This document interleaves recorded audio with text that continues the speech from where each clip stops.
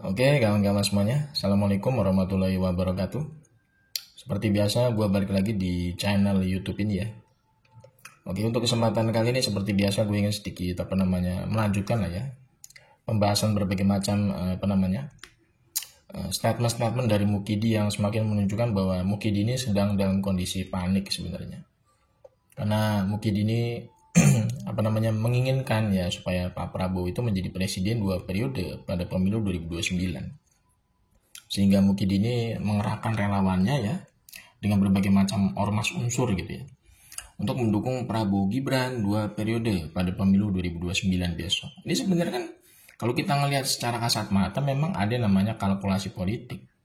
Di antaranya adalah Mukidi itu mengharapkan supaya kasus-kasusnya dia itu tetap aman ya. Kalau misalkan Pak Prabowo yang jadi presiden gitu loh. Kan kita sama-sama tahu sebenarnya kasusnya Mukidi kan beserta keluarganya banyak sekali ya. Terutama dari kasus pidana umum, kasus ijazah aspalnya dia. Kemudian kasus ijazah aspalnya si Beler itu yang diduga tidak punya ijazah SMA yang asli dari Indonesia. Itu kan digugat secara perdata. Kemudian dugaan korupsi keluarganya, anak mantunya tuh ya kan Blok Medan gitu ya. Kemudian juga laporannya UB Dilla Badrun ke KPK terkait dengan penerimaan gratifikasi ya.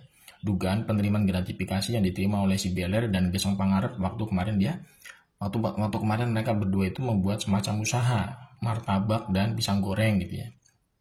Itu kan sebenarnya sudah bisa diproses hukum sebenarnya kalau misalkan kekuasaan hari ini itu istilahnya berdiri tegak untuk menegakkan hukum. Tapi kan sekarang menjadi masalahnya adalah kekuasaan hari ini kan masih melindungi Mukidi. Ya ini yang menjadi problematika sebenarnya kenapa Mukidi sampai detik ini masih bisa aman dari proses hukum. Nah ini kan yang jadi harusnya menjadi perhatian gitu ya. Ini Pak Prabowo ini harusnya jangan mau ya dimanfaatkan terus oleh Mukidi untuk apa? Untuk melindungi kasus-kasusnya dia beserta keluarganya. Apalagi sampai mau-maunya gitu ya. Digadang-gadang 2 periode bersama si Beler pada pemilu 2029. Itu kan sebenarnya termasuk jebakan Batman ya, jebakan Batman dari Mukidi. Karena kan Mukidi sendiri kan punya yang namanya agenda tersendiri ya. Ketika dia mendukung Pak Prabowo itu 2 periode pada pemilu 2029 ya. Kalau misalkan Pak Prabowo itu nanti pemilu 2029 itu mencalonkan diri menjadi capres lagi ya untuk kedua kalinya, untuk periode kedua gitu.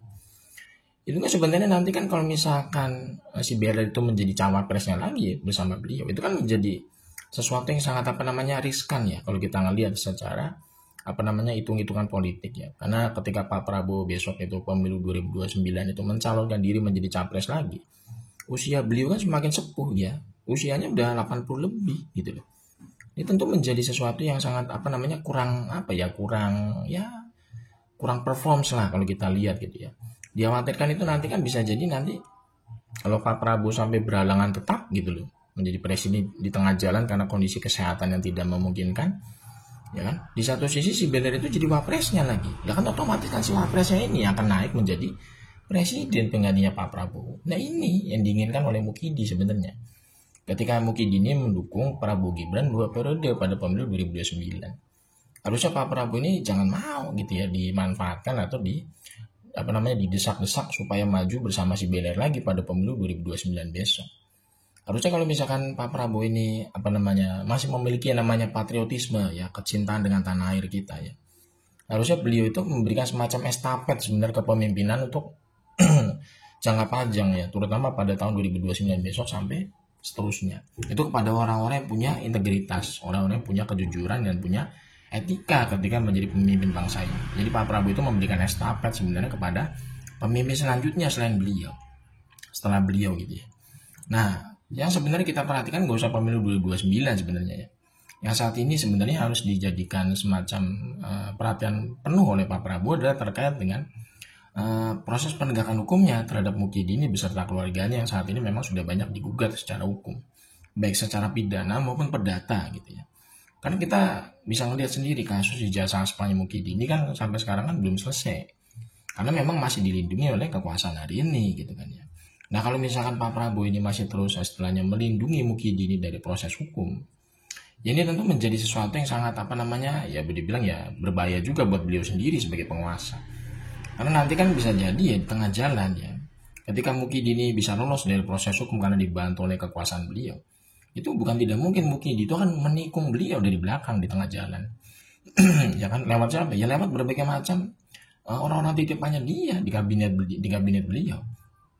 Kalau misalkan beliau nanti istilahnya tidak memiliki ya keberanian untuk segera melepaskan diri dari kepentingan politik Mukidi, itu nanti bisa menjadi ya bumerang juga ujung-ujungnya buat beliau sendiri sebagai presiden. Kalau misalkan nanti di tengah jalan terjadi apa-apa dengan Pak Prabowo, itu kan menjadi keuntungan bagi Mukidi tentunya ya. Karena anaknya itu si Belan itu bisa naik menjadi presiden penggantinya gitu kan. Itu kita sama-sama nggak mau gitu kan. Kita masih menginginkan supaya Pak Prabowo ini masih terus menjadi presiden sampai 2029 gitu kan, menuntaskan pemerintahan beliau. Tapi butuh yang namanya sebenarnya komitmen. Komitmen apa? Komitmen untuk menjadi pemimpin dengan strong leadership. Jangan sampai istilahnya sampai 2029 besok itu Pak Prabowo itu masih membalas budi kepada Mukidi ini.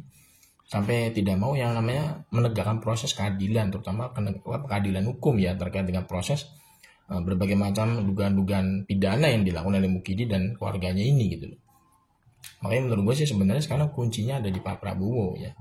Kuncinya ada di beliau, apakah beliau ini berani gitu ya untuk melepaskan diri dari pengaruh-pengaruhnya Mukidi ini gitu. Ini kan sudah sampai jalan 1 tahun pemerintahan ya. Harusnya sudah tidak perlu berlama-lama lagi untuk apa? Untuk take over, ambil kekuasaan aja. Nggak perlu istilahnya balas budi, balas jasa mulu sama Mukidi gitu. Kenapa? Karena ini bisa menjadi dalam tanda kutip ya, bisa menjadi musibah juga ya. Kalau orang seperti Mukidi ini malah dibiarkan, bahkan diakrapi dalam konteks politik. Karena banyak sekali contoh-contoh yang nyata bahwa Mukidi itu adalah seorang dalam tanda kutip pengkhianat gitu kan ya. PDIP saja dihianati oleh dia. Bayangin tuh ya, orang partai yang sudah membesarkan dia dari Solo ya ke Jakarta sampai 2 periode presiden itu masih bisa dihianati gitu loh. Apalagi dalam tanda kutip ya, ini kan istilahnya Pak Prabowo saat ini gitu kan, bisa jadi nanti kondisinya seperti PDIP. Kalau misalkan Pak Prabowo itu masih akrab ya bermasalah dengan Mukidi gitu kan, karena kita harusnya sebenarnya mengambil pelajaran ya, bahwa misalkan orang seperti Mukidi ini kan sudah bisa menjadi semacam rahasia umum lah ya, punya yang namanya bermuka dua atau 1000 wajah gitu ya. Makanya harus diwaspadai sebenarnya oleh Pak Prabowo, jangan sampai terlalu lama ya istilahnya dalam tanda kutip menerapkan strategi beliau yang katanya ingin menyelamatkan bangsa ini dari orang-orang yang bermasalah, termasuk sumber masalahnya adalah Mukidi ini gitu beserta kroninya.